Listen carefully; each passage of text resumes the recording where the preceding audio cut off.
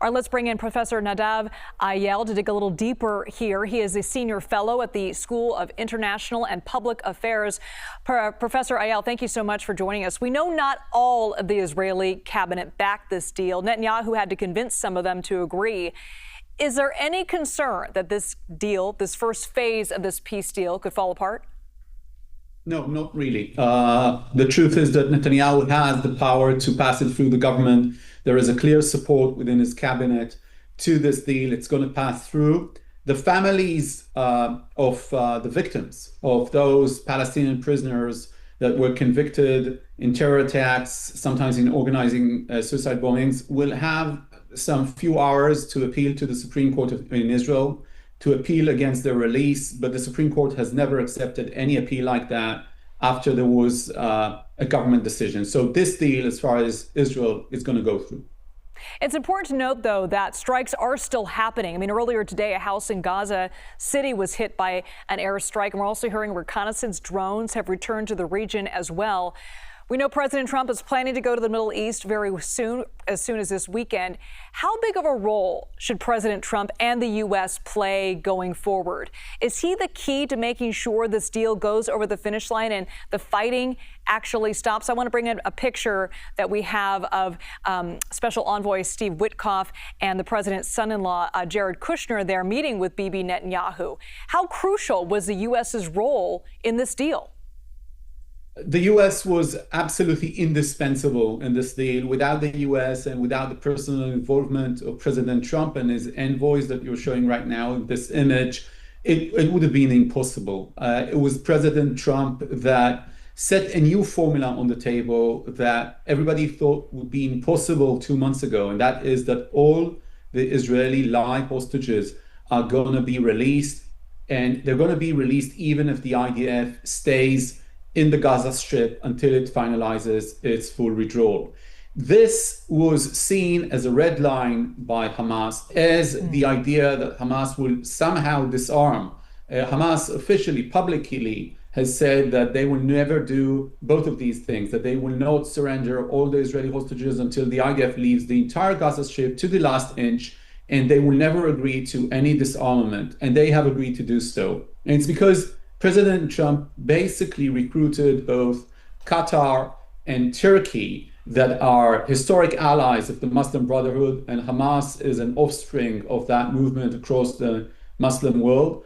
And they started pressuring Hamas. He also pressured Prime Minister Netanyahu to agree to this deal, which includes the release of more than 1,500 Palestinian prisoners. Basically, Israel is emptying its jails from those Palestinian prisoners that were convicted in consecutive murder offenses. And that also is it's a very tough thing to swallow for the Israeli right wing.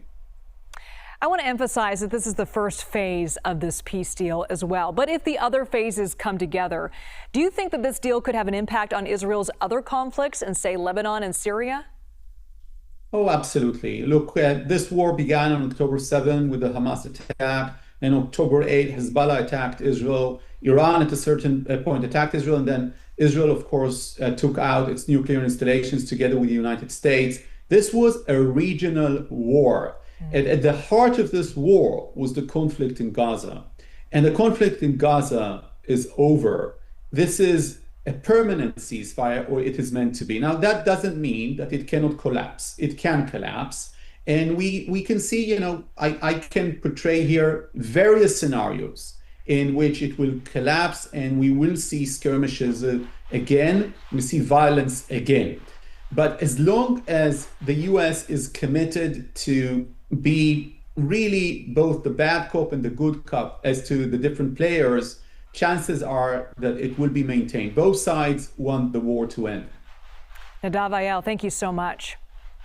Let's bring in CBS News reporter Haley Ott is in Tel Aviv for us with more on the logistics of this peace deal and how people there are responding.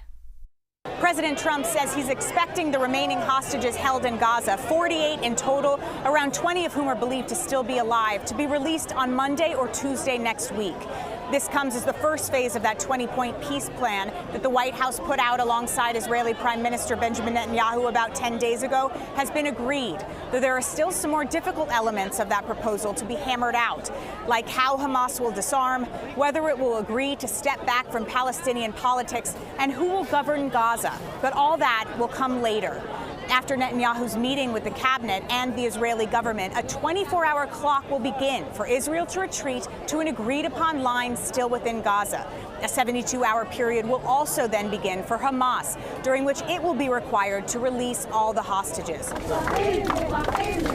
Here in Hostage Square, you can see a large crowd behind me. This is a symbolic place where people have been gathered throughout the war to be with one another and to support one another and the hostage families. For pretty much the last 2 years, families of the hostages and many Israelis have been protesting, demanding that their government agree to some sort of deal to bring all the hostages home and end the war in Gaza. And now it seems like that could be happening. In Gaza, where local health officials say over 67,000 people have been killed in this war and the humanitarian crisis has reached a real breaking point, our colleagues report similar scenes of relief.